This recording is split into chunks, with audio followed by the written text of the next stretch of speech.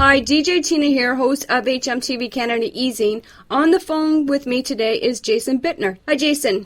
Hello, how are you? Good. You have a very impressive bio. Are there still the limited editions of Jason Bitner Signature Series drum kits available to buy at Guitar Center stores? Yes, there are.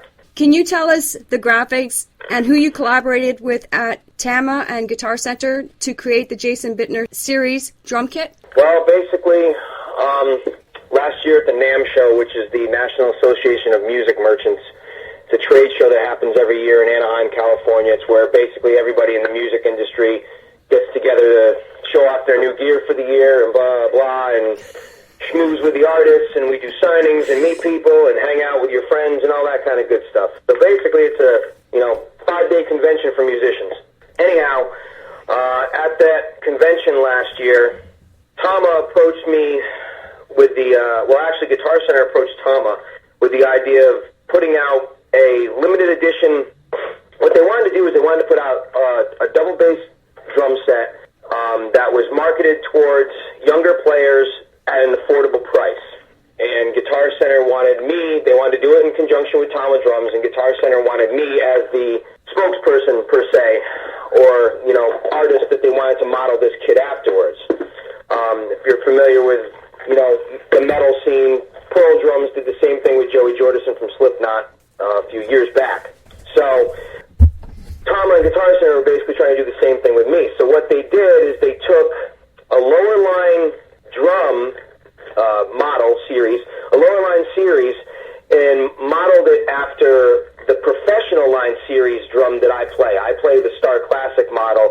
This kit is the Superstar model, which is actually a very, very, very great drum for the price. It's literally this kit costs about a fourth of what my actual kit costs, but it's still a very, very good kit. It's still a pro line kit, and I actually used the same drum set we're talking about. I used that last night on an arena show last night that we played in Rhode Island, and it sounded great and it felt great, and it's an easy way for kids to get something that resembles what I play live for a fraction of the price.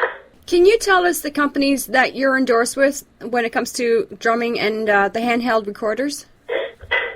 I currently endorse Tama Drums, Meinl Cymbals, ProMark Drumsticks, which I have a Signature Series stick with them. I also have a Signature Series ride cymbal with the Meinl Cymbal Company. I use Remo drum heads. I'm endorsed with Head drum gloves. I have so many endorsements that it really sometimes slips my mind. Roland Electronics. We use Head First custom bass drum heads for the logo heads, which shows like the album cover art in the front of the bass drums. And that's about it. And the recording. We use Samson products, and Samson puts out this Zoom H2 recorder, which is it's a personal recording unit. It's a live 2-track unit, and we use it as a band to record like rehearsals and practices and writing sessions, and I use it just to record drum ideas when I'm home working on stuff, and for a $300 price, or I think it's actually $200, $200 or $300. It's a very affordable, very easy to use recording device. So that's pretty much it. Can you tell us about Shadows Fall? What's going on with your band? Current lineup of members? Any recent tours, videos, and recent CD releases? Most of that stuff you can find on our website, shadowsfall.com. The lineup hasn't changed in almost 8 years now. I was the last member to join the band, technically, after they let go of their original drummer in 2001. I joined the band in the fall of 2001, and we've been a cohesive unit ever since. The band is myself on drums, John Donet is our lead guitar player, Brian Fair is our singer, Paul Romenko is our bass player, and Matt Bichon is our rhythm guitar player. We've been a band that's been a pretty decent name in the metal scene for about 10 years now. We've done, everything from club tours to arena tours to stadium tours. So we've pretty much run the whole gamut of things. Currently, we're writing for our, wait a minute, let me see, 1, 2, 3, 4, 5, 6th album right now? No, 7th. 7th album. We're currently writing our 7th album. We're about halfway done. We hope to be in the studio by January or February of next year, and hopefully be back out on the road touring soon after that. You know, we actually will be up in Canada in December with Avenged Sevenfold for 3 shows, Toronto, Montreal, and Quebec. That's mid-December. I believe the dates are, December 15th, 16th, and 17th. Has there been any challenges for you and Shadows Fall in recording, mixing, and mastering your previous albums, The War Within and Art of Balance? Nope. We're a pretty easy band to work with, and we work very well in the studio. We like the studio environment. We embrace the challenge, and we never really have too many difficulties in there. Knock on wood.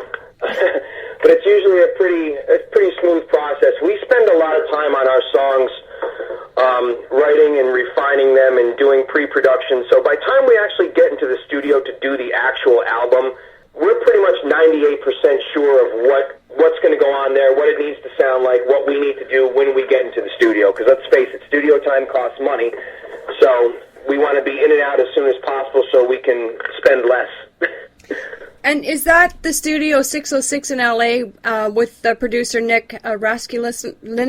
Raskulinis. No, we did the album Threads of Life at Studio 606 with Nick. That was 2 years ago, which is actually Dave Grohl's studio. Okay, and you got a new studio now that you're working out of? Well, we record generally wherever, the record dictates for us to record. Every record we've recorded at Planet Z, which is a studio in Hadley, Massachusetts, with our friend Zeus, who usually either produces or engineers our albums. Nick was the first producer we've used outside of Zeus before, and the only reason why we went to LA to record it was because we had a bigger budget and we had the money and the ability to do so. 90% of the time we stay right in Massachusetts to record because it's convenient for 3/5 of the band. Brian lives in Boston, so he has a little bit of a drive, and I live in New York, so I have a little bit of a drive too. But with the other 3 core members, it's pretty equidistant from their houses, so we tend to stay in Massachusetts, which is probably what we're going to be doing with this one as well. Has the band any endorsements with any guitar companies or signature guitars? Once again, this is all on our website and MySpace pages, all right on the front page. Everybody in the band has a signature guitar of some sort. Our bass player, Paul, has just put out a signature bass with Ibanez basses, and our guitar player, Matt, has had a signature series guitar out with Ibanez guitars for about 2 years now, and our guitar player, John, has a signature series guitar called the Face Eraser, which was initially with Washburn guitars two or 3 years ago, and now he's currently with ESP guitars. How did your MTV show go at the Masonic Temple in Toronto on September 11th? There was none. Okay. You didn't show up for that, or it was on your website? I was just curious. Well, what happened was, this is why we're going to be back in Toronto, Montreal, and Quebec in December. What happened with that was supposed to be a small 6-date tour where we were supporting Avenged Sevenfold. And the tour was starting in West Virginia, and we were going to do 3 dates in the U.S.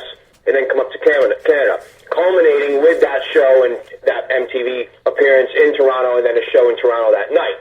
Well, what happened after the first show, we played one show, and that night, Matt, the singer from Avenged Sevenfold, blew out his voice, and we were forced to cancel the rest of the tour. So that's why nothing ever happened on September 11th, because we basically went home on September 7th. So hopefully that's going to be rescheduled for December when we get back up there. Okay, can you tell us about your side project, Burning Human? I certainly can.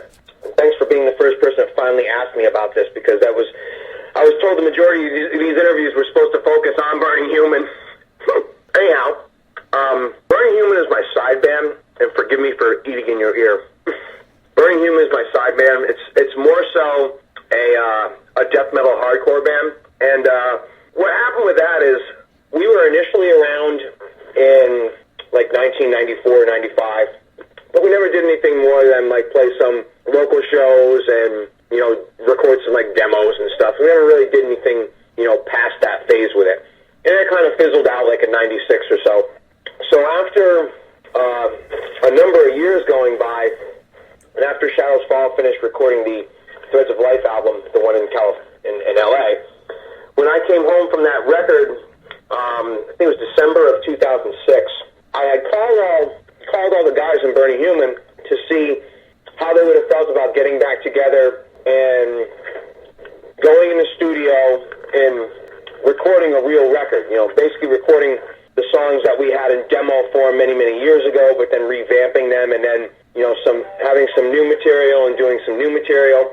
So everybody was down for the idea. And what happened was we got back together, we started rehearsing a little bit, and we went in the studio of February 2007 and started recording a record. Unfortunately, it took a real long time for us to finish the record because my friend James Murphy, who's actually producing it and engineering it, is busy, he's always busy, doing 4 or 5 different albums at a time. So considering that he was doing records that were quote-unquote paying projects as opposed to ours, because he was pretty much doing ours as a favor to me, so he wasn't getting paid nearly what he would have been getting paid to do a real record, so to speak.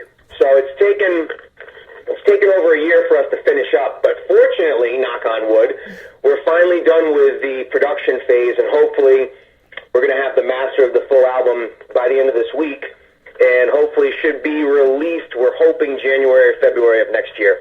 We have a label in place and everything right now, so we're just hoping to get the record out soon, and we're just doing some shows around the New York and Massachusetts area right now. Do you have a MySpace page for Burning Human? Yes. It's www.myspace.com/burninghuman, BURNINGHUMAN, and the number 4, Burning Human 4. Can you tell us about your book, Drumming Out of the Shadows, which is co-authored by Joe Bergamini and available through... Bergamini. Okay, Bergamini. And Bergamini. BERGAMINI. Okay, and Bergamini, and that's available through Carl Fisher Publications? Carl Fisher Publications, available through my website, available through the Shadows Fall website, yes. Drumming Out of the Shadows is technically a book that sort of goes a little into my style of drumming and, the beats and the phrasings and the stuff that I use in my playing. And in the beginning of it, there's a 3-part set of written exercises and whatnot on double bass technique that was printed in Modern Drummer magazine over the course of a couple years ago. So we reprinted that as a lesson format, and then the rest of the book is a full transcription of the War Within album, like a full transcription of all the drum parts, so you see everything written out, and a few songs off the Art of Balance record and a few songs off the Fall Out from the War album. All transcribed. You can see all the drum music, you see everything that I've played on it, written-wise. And also with that, there's a biography, there's a discography, there's a whole long interview, there's a bunch of photos and stuff in there, tour diaries, album diaries, talking about the each record, where we recorded it, pictures from the studio, et cetera, et cetera, et cetera. And also included with the book is a CD of the entire War Within album, the actual album without the drums. So basically, the buyer can basically play along with Shadows Fall. So it's pretty cool. How did you land the opportunity to appear at the Magna Carta's Drum Nation 3rd record? Is the competition tough for drummers to participate in that album? It wasn't a competition or anything like that. All it was Mike Varney, who's the owner of the label, called me up on recommendation from, I believe, Terry Bozzio, who's one of the world's most famous drummers. Played with Frank Zappa, Missing Persons, and Record Brothers, and UK. And anyways, he's one of the drumming giants. And Mike was putting together this record called Drum Nation 3. Terry was part of Drum Nation 1. Basically, what it is they were albums featuring prominent drummers in a different light, not playing in their own band. It was like basically, here's your opportunity to create a track where you can just go off or solo or do whatever you want to do. This is your opportunity to create. So Terry recommended me for this Drum Nation 3 album. So Mike called me up, asked me if I would be interested in doing it, and of course, I was like, yeah, I'm all over it.